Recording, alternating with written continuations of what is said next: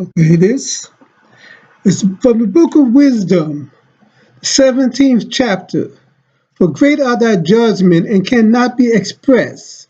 Therefore, unnurtured souls have erred. For when unrighteous men thought to oppress the holy nation, they being shut up in their houses, the prisoners of darkness, and fettered with the bonds of a long night, lay exiled from the eternal providence.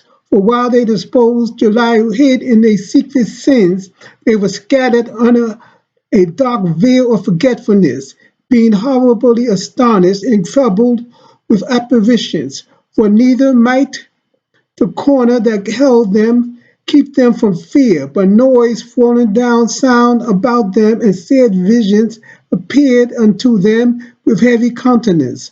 No power of the fire might give them light, neither could the bright flames of the stars endure to lighten the horrible night. Only there appeared unto them a fire kindled of itself, very dreadful. For being much terrified, they thought the things which they saw to be worse than the sight they saw not.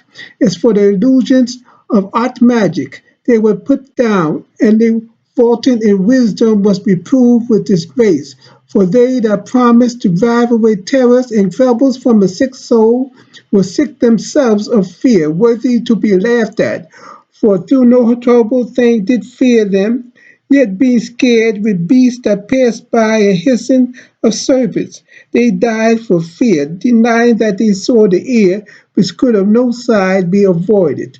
For wickedness, condemned by her own witness, is very timorous, and being pressed with conscience, always forecasts grievous things. For fear is nothing else but a betraying of the circus which reason offered, and the expectation from within being less counteth the ignorance more than the cause which brings the torment.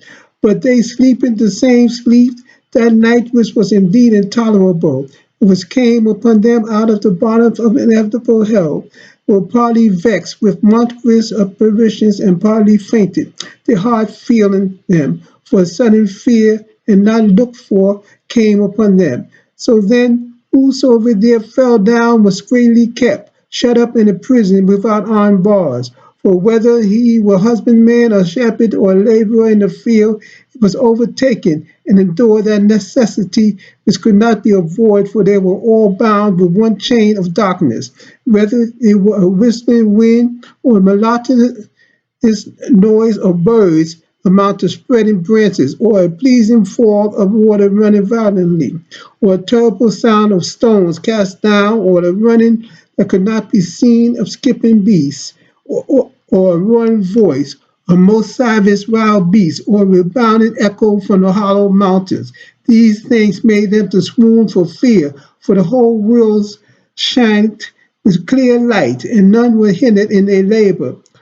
Over them only was spread a heavy night, an image of that darkness which should afterward receive them, but yet were they unto themselves more grievous than the darkness. That was what fear would do to you, because I know about it. Even you fear evil, the fear of evil. Sometimes you fear people just coming next to you. You think that you cannot handle that they want to take over your body or something. That's fear. I was guilty of it, and I prayed to be rid of it.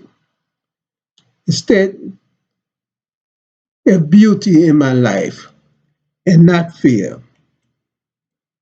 Let there be beauty and not fear.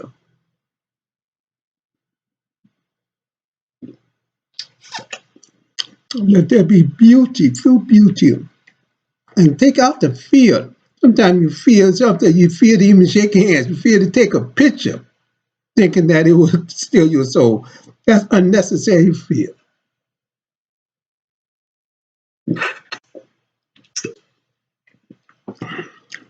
So let's free ourselves from fear, unnecessary fear of that which need not fear.